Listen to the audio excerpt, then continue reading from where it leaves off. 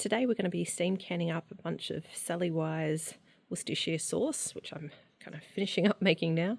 I'm also going to be making some chocolate chip cookies from frozen with the family, and I'll show you how we do that. And do you remember that sauerkraut that we made together back on the day in the life video? Well, that's now ready.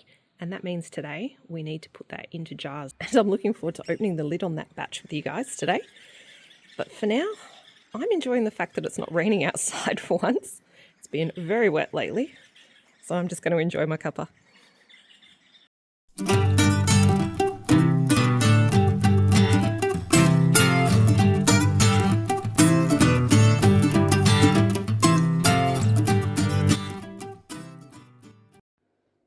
Good morning, it's Rachel here from Worcestershire, Homesteading, Australia, and it's one of those super early mornings where I'm up before everyone, but we've got a few projects on the go today, so I wanted to start this one nice and early.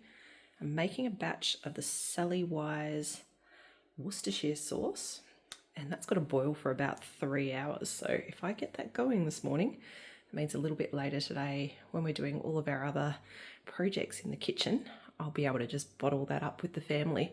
But we've got a few things we're going to do today. We're going to bottle up some of the Sally Wise Worcestershire sauce. We're going to also finally put in jars some of the finished sauerkraut that we made on the day in the life video with you guys. And I'm really excited to open up that batch of sauerkraut with you guys because every batch is a little bit different. So it's always exciting lifting the lid and having a bit of a first taste. And the other thing that we're going to do is we are going to make some chocolate chip cookies because it is Sunday and that means it is school lunches coming up for the week. And we've got this cool little thing that we do when we've got lots of eggs where we put a lot of our chocolate chip cookie dough into the freezer. So it's nice and easy to do when the school term's on and things are a bit busy. So looking forward to showing you all those things this morning. But for now, what we need to do is get this on so that can bubble away for the next 3 hours. Now, because our fire's gone out this morning and I haven't had a chance to restart that yet, what I'm going to do is I'm actually going to pop this pot outside on the biogas, which is actually not a bad place to do this one anyway. If you've got somewhere outside to cook it, it's not a bad thing because it does send off a few vapours. And depending on how sensitive you are to that, it can save yourself a bit of coughing and spluttering.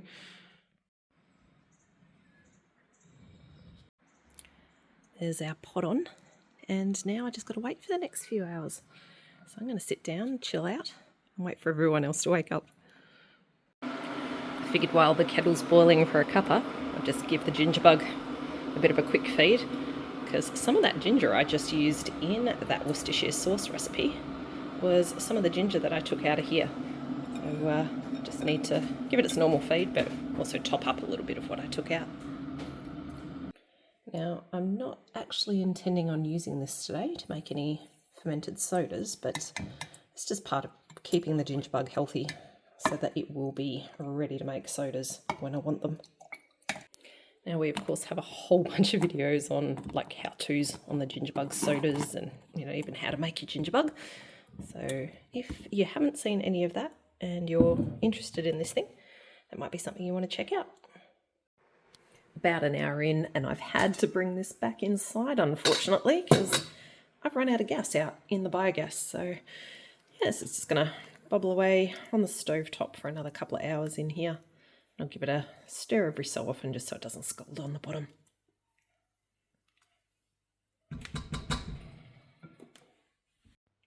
It's time to pull out the sauerkraut. We've had this now in the study for we've been about 6 weeks because it is winter time at the moment, so about 6 weeks is usually a good time to get a good flavour on our sauerkraut. And this is one of the cooler areas in our house, so it's not super cold that it'd stop fermentation, but it's not really warm and heated because the fire doesn't actually heat up this room. So this is why we use the study for a lot of the food preservation type stuff that we do. And yeah, I reckon today this should be nice and ready, so looking forward to pulling this out and actually seeing how it's all going. I've got this sitting on one of these tubs and you can see how it's got a bit of a lip on it. And the reason that I like to do that is because every so often you do get a ferment that bubbles over and we've got carpet in here. So the last thing I want is any liquid getting onto the carpet. by putting it on top of this, if we do get anything starting to bubble out, it's all contained in here. It's time to start the chocolate chip cookies now, and I'm going to do this one with my eldest. So the first thing we're going to do is obviously grab the dough out of the freezer, because we froze a whole bunch when we had lots of eggs over the summertime. And now it's at the opposite end of winter. I don't have a lot of dough left, but that's an example of one that we did. I got in trouble for this batch because there wasn't a lot of chocolate chips in it.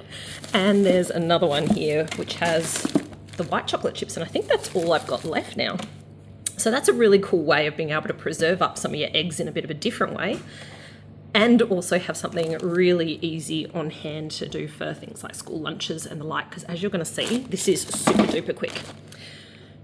Now, my eldest is going to help me with this. You don't like the one with the white chocolate, do you? You prefer the dark. White chocolate. All right, we're going to do the dark chocolate one today then.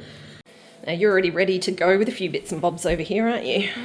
So I'm going to give you that. Yay, thick. Yeah, that's about right. So do you want to unwrap it and start chopping? Yep. And then you can stick it straight onto the trays. And we do use a bit of baking paper just so that they don't stick, don't we? Mm-hmm. Here's another rubber band. Yeah, I'll hold on to that so your cat doesn't try and eat it. Yeah, he has a habit of trying to eat things that shouldn't be eaten. He does, doesn't he? Mm-hmm. Unwrapping this, so we get about like a solid stick of cookie dough. Mm.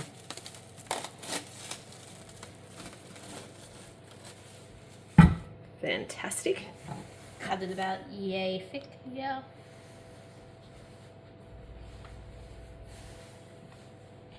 And this isn't like a cookie dough that should be eaten raw because it has, you know, eggs in it. That's a really good tip. And the end is always a bit trickier, isn't it? Mm-hmm.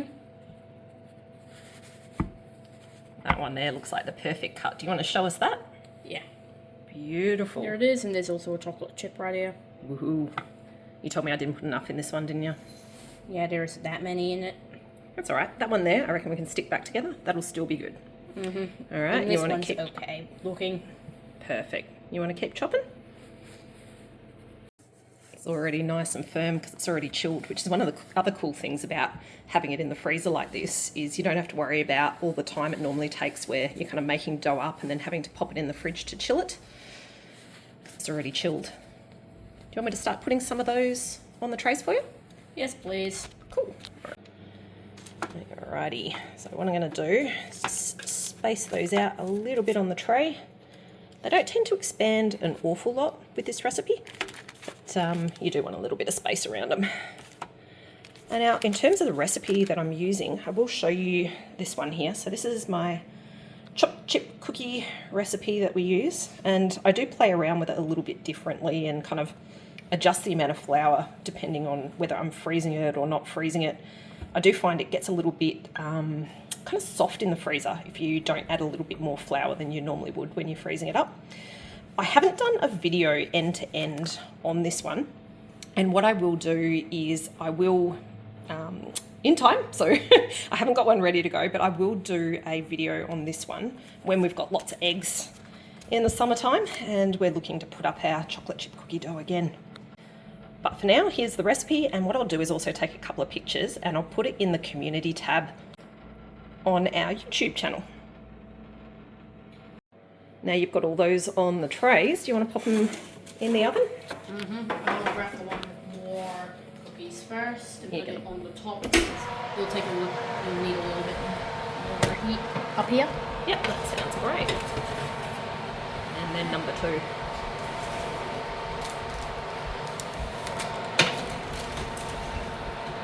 And they'll bake for probably about the next, what do we normally do it? I'm terrible with remembering stuff, so I always write it down. 10 to 15 minutes. So do you want to set the timer?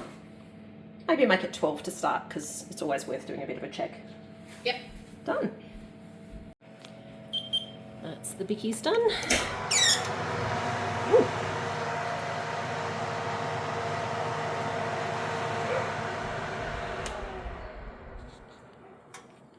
Yeah, they look good.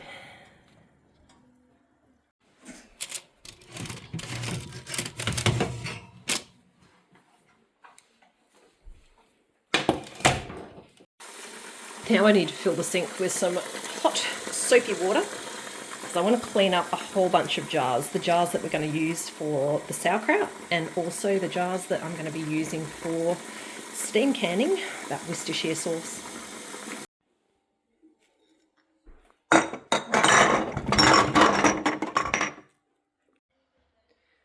There's our batch of jars all washed up.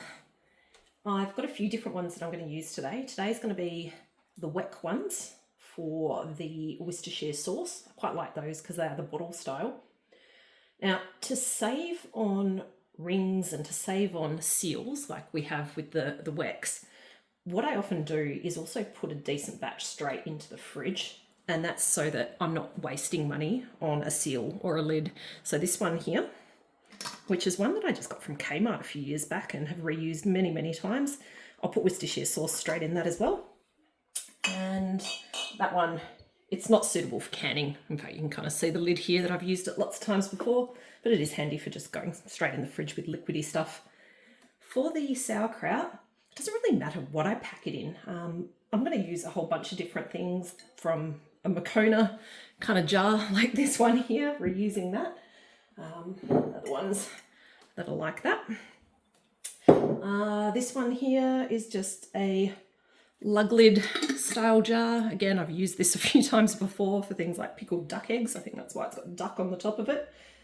And I'm even going to use some of these ones here, which are Fowler's jars. These ones I find too hard to go, not too hard, too high to go in my canner. They're really, really tall.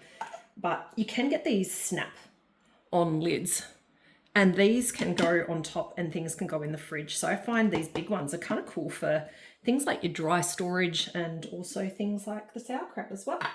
So that is what we'll be using today, jars wise.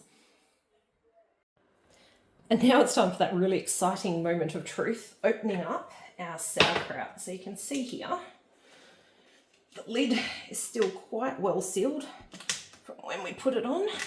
Sometimes you do get a lot of activity though, and what happens is the lids can pop up a bit, so just be mindful that can happen. And as I explained before, you can get a bit of overflowing when that happens. Now these lids are notoriously difficult to pull off, and that took a bit. Hopefully when we look inside, we see a nice clear brine. No signs of mold or anything like that. And so far, that is looking perfect. That's exactly what we want to see. What I'm going to do is just grab the camera down and bring you in a little bit closer. Whoop. Sorry guys, jiggle you around a bit. There we go, off the stand. And let's have a look a little bit closer in. So you can see here, these are the brine bags that we used. And if we peel that back, you can see that brine is looking beautiful and clear. There's no signs of mold or anything like that on here at all, which is exactly what you want. Pull that one off as well.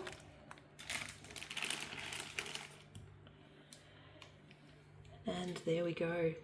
So on top, we've got a lot of those pieces of cabbage that I use to weigh it down. So these are all the bigger pieces. So we'll move those off to the side. And then we'll have a look underneath at our sauerkraut. Now you're probably noticing I'm using my hands here, but my hands are super clean, and that's because I've cleaned them really well, because I'm going to pack this by hand into my jars in a minute. Yum! Now, every batch does taste a little bit different. So the next thing, and probably one of the most important things, is giving it a bit of a taste.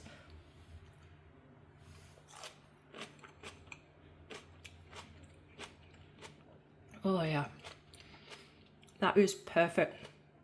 It's not too salty. It's soured beautifully. So this is 6 weeks we've had this fermenting. And at 6 weeks, that is an awesome sauerkraut. Yay! All right, time to get it in the jars.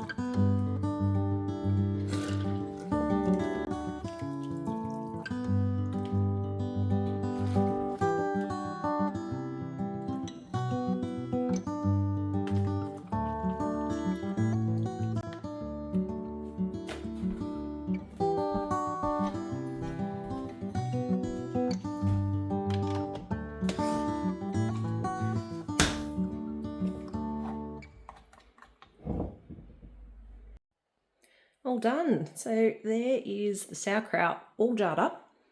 We ended up getting the 4 jars that I had prepared done, and I also did need to go and grab another one, which is this one here, but you'll probably notice I didn't get that one quite full. Just a couple of tips. You probably noticed as I was doing that, what I was doing is just kind of using my fist to kind of punch it down, because you do want it nice and packed in. You want to get rid of all like the little air bubbles and stuff as well. So that's why I was doing that when I was doing it. And you probably also noticed I was filling these right up to the top, because I don't want any kind of air gaps or anything like that where potentially I could get mold and spoilage. You know, ideally, I actually find that the liquid will be touching the lid on top when I put this into the fridge. Now I am going to put these into the fridge because these are alive. There's all those wonderful bacteria in there that do the fermentation, still alive in this. You know, I'm not canning it up and killing all of that off or anything. So it is going to continue to ferment. And that means if I was to put this in the fridge, it'll just slow down that fermentation. Unlike if I put it on the shelf where it will continue to ferment, and potentially I could get some spoilage, particularly on ones like this one here, where I do have some of the cabbage exposed to the air now. This will actually be the one that we'll eat first, because there is the greatest chance that you could get spoilage once you've started kind of emptying the jar and you've got a little bit of air in there. Whereas these ones here will last in the fridge for ages. I only just finished our last jar from our last batch, and that was done back in, I think we put it in August. We pulled it out in about October of last year, and we're now well into July, nearing the end of July. So yeah, can last a really long time in the fridge.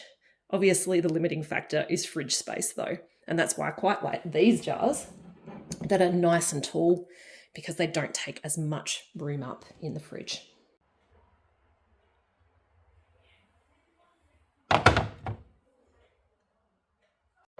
Now, one last tip I'm going to give you with this one is your buckets that you use, they do seem to get a bit of a sauerkrauty smell to them after you do this. So it is handy to have dedicated buckets for your sauerkraut projects. Now that's done, I need to turn off the Worcestershire sauce, and it's time to strain that one off so that I can actually get the sauce. And I learned a really cool tip from someone, actually I think a couple of people mentioned this last time I did Worcestershire sauce, on how they reuse the solids when they do this recipe and turn it into a cool powder. So what we're going to do is actually do like a Worcestershire sauce powder out of the solids with this today, as well as using the liquid for the normal Worcestershire sauce. Now over here I've done my normal trick where I've put some hot water into my jars just to heat those jars up initially.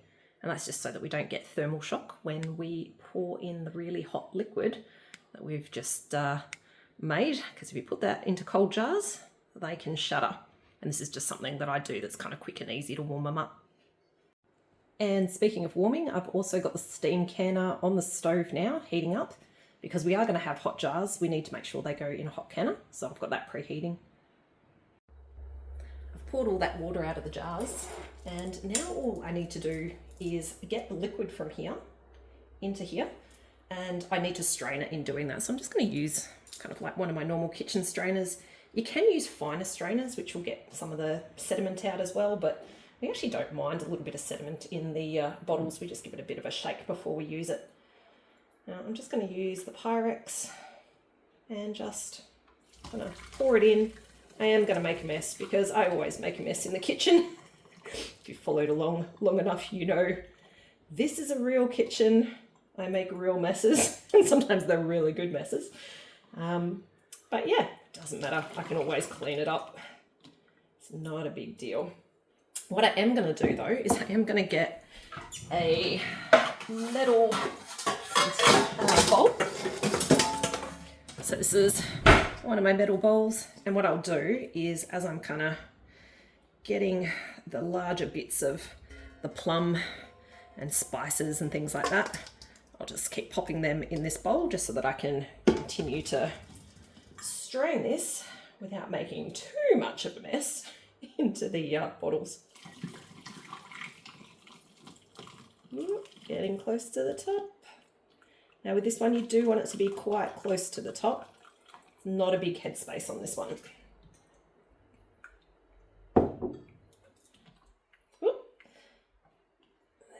go.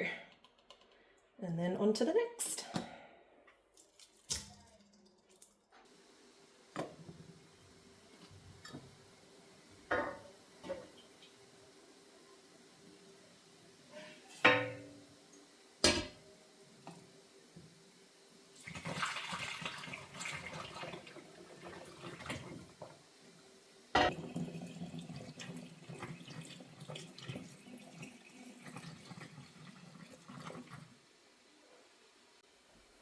Remember this one here? That's just for the fridge. Now, the last time I did this recipe, I actually did a half batch, so the amount of jars I pulled out before was enough, but I have a lot more still in the pot, and that means I've just pulled out a couple of ball jars, and we're going to use those as well. These are the quart size. And same thing, I'm just going to use my funnel, and again, use the strainer, and just pour in our Worcestershire sauce. Well, doing the full batch makes way more than I was expecting, which is probably a really good thing because hubby absolutely loves using this in cooking and he just goes through it so quickly. So yeah, won't be making half batches. I think I'll do the full batches like this from now on, but I definitely need to be prepared with a lot more jars and bottles before I do so. Now, you probably see I'm just giving these a little bit of a wipe, and that's because I did spill a bit all over the place. You probably noticed as I was doing this, and you do want to have clean rims on your jars when you put the lids on.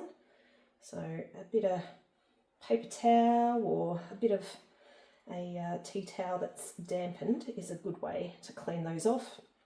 There's nothing like fatty or anything like that. If you do have fatty, sometimes a little bit of vinegar can help as well, but this is obviously a very vinegary recipe, this one here, so it doesn't really matter that I'm just using a bit of napkin.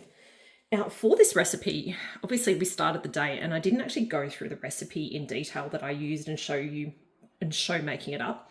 It is one that I'll do in the future, but essentially if you jump online, it is the Sally Wise Worcestershire sauce recipe.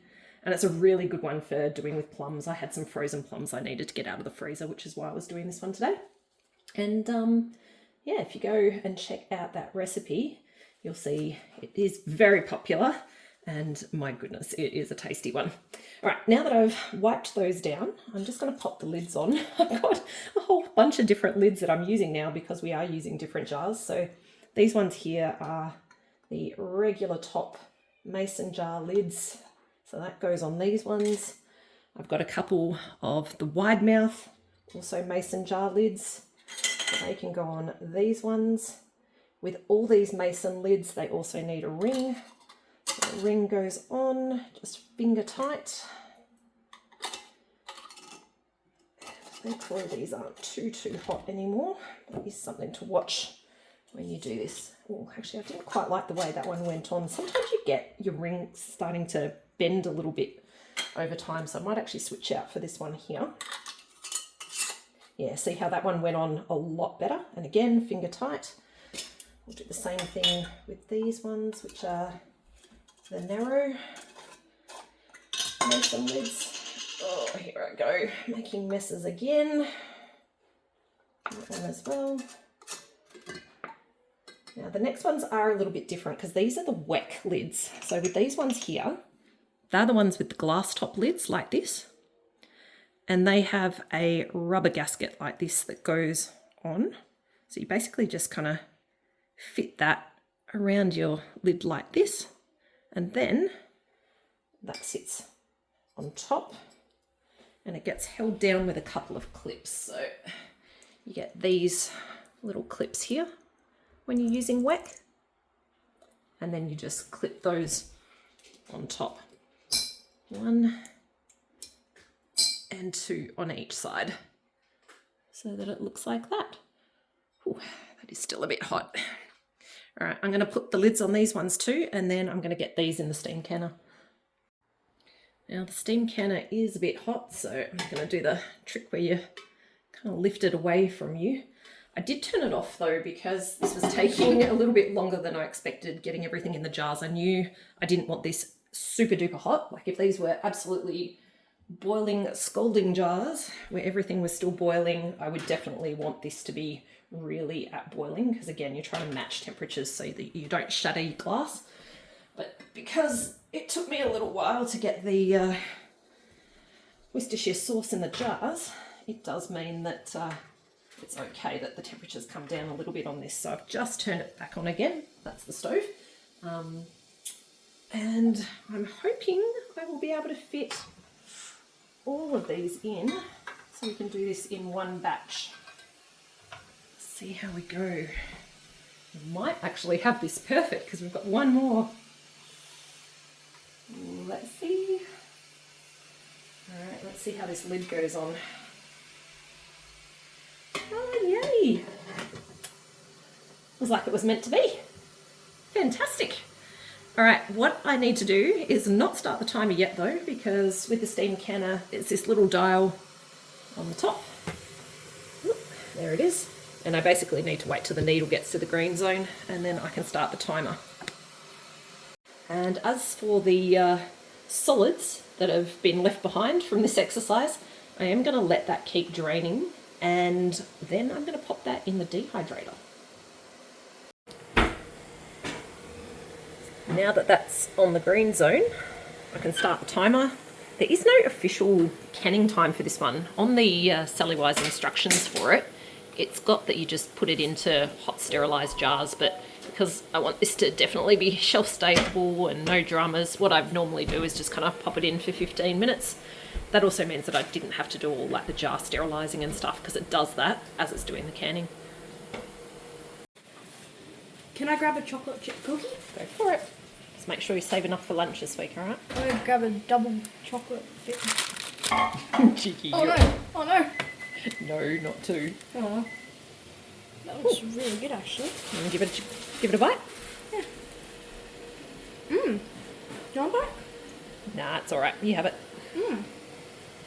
Oh, hang on. I'm going to take a moment from packing cookies and turn off the timer, turn off the stovetop, and I do just need to leave this for another 5 minutes because 5 minutes past your processing time is also part of the processing time when you're doing steam canning, if that makes sense. Now you can probably see why I got in a bit of trouble from the kids about chocolate chips with this batch, because there's not a lot in there, but they'll still be nice and good for lunches in the week. And just behind here, while the canner's been going, I've been continuing to drain off these solids, and you can see there's quite a lot of sauce that's still kind of released from that, so I'm going to put that straight in the fridge. And all of this, I'm actually thinking I'm going to pop this in the blender and then put it on one of these trays here, kind of like we use for fruit roll-ups. Haven't done this before, so this bit is all a bit experimental, so we'll see how that goes. Now, I don't know if this is the right thing to do or not, but I do want to break this down as much as possible, so I'll probably blend it now and then blend it again after it's dried out to really powder it down, because there is some big bits of spices in here, and there was also the big chunks of ginger and garlic and stuff like that in there as well.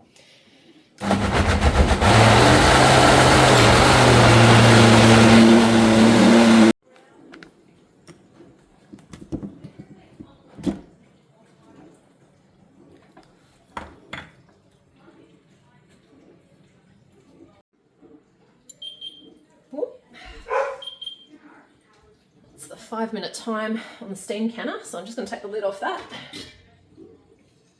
Ooh. Awesome. Just bring you around. So, ooh, did you hear the ping? Favourite sound of a canner. But what we need to do over here is get this mixture onto this tray here.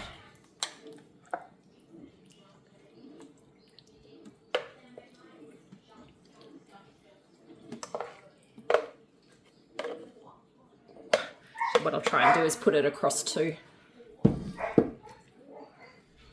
Maybe a bit too much on there.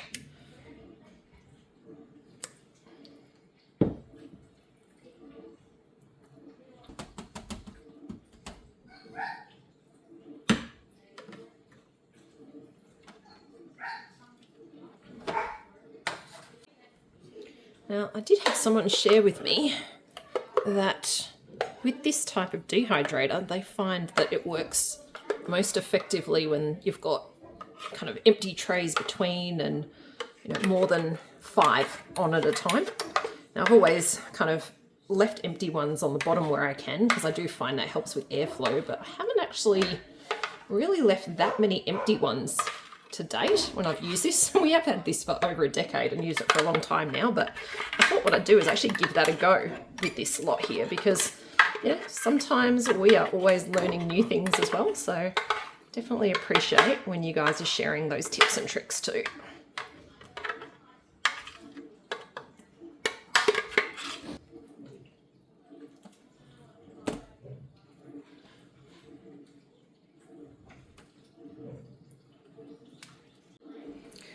And that's the second one done as well.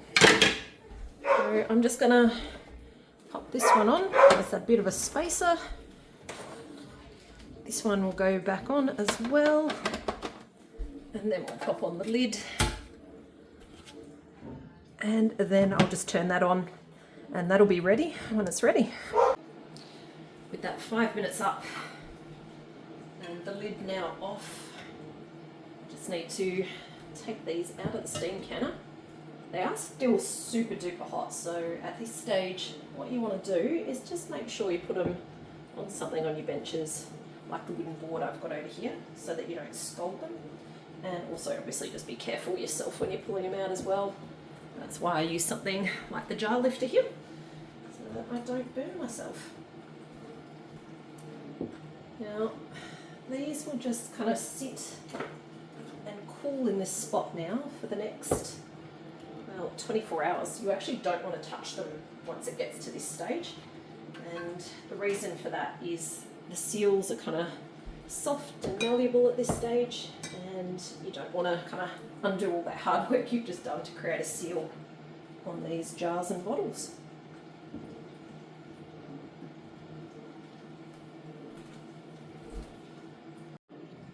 There we go, that's what we ended up with. There's the 3 wet jars, they're 1 litre ones, so that's 3 litres there. We also did 2 more litres, so they're quart jars, which is about 1 litre as well, so that's 5. These ones here are pint and a halves, so it's probably about another 1.5 litres with those ones.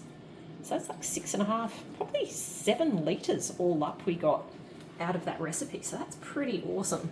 That'll keep hubby very happy in his cooking, given how much Worcestershire sauce he likes using. Now I reckon that's a pretty good place to wrap this video, because we've got our sauerkraut all jarred up, our Worcestershire sauce is all made, the cookies are all made, and now my mission is to protect them from not being eaten before being used for school lunches. And yeah, just time to go outside and then chill out a bit, enjoy the rest of the Sunday. So hopefully you guys are having an enjoyable day too, and hopefully you've learned a few tips and tricks from this video. And as always, thanks a bunch for joining, and catch you later.